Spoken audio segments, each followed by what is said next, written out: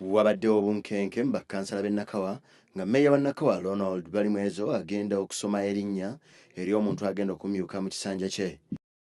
Oluvannyuma lw'okusoma erinnya lya kkansala mungi Florence nga Omumyukawe, bakkansala baweereddwa omukisa okusemba erinnya lino era bonna ne balisemba. I have no objection towards the appointment of Honorable Councillor Mungi Florence Namata. I've personally interacted with her. She's really awesome. I know the committee that you put on board to do the assessment did the work to beyond reasonable doubt. I wish you very well. I congratulate you. Councillor Mungi Florence oluvannyuma alayiziddwa n'aweebwa ekyambalo ky'omumyuka wa Mmeeya owa Nakawa Judde.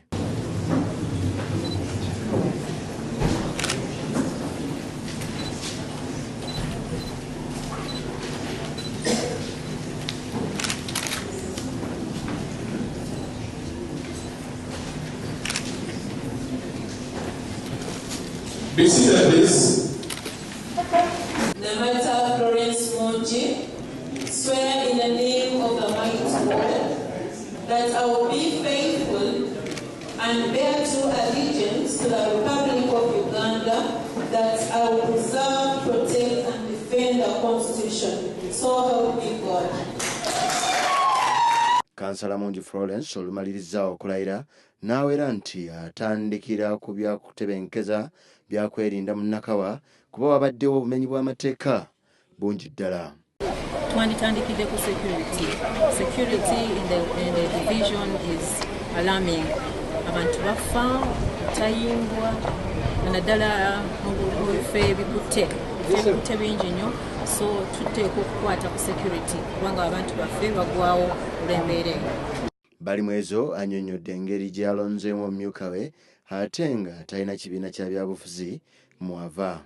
Etteeka ligamba nti Mmeeya analonda deputy Mmeeya okuva mu bakkansalazi, teriwa kuva mu kibiina bwe kiti.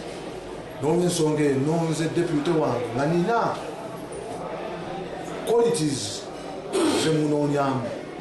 Okusookera ddala mbagambye nina okubalansinga obuyiza.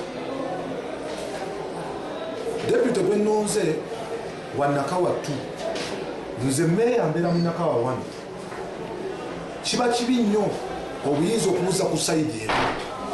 Ne President bw'abagaba obuyinza buli kitundu akigabanyizaako, era olwo wano ab'e Nakaseke babadde bakaayana tebabadde minisita n'omu.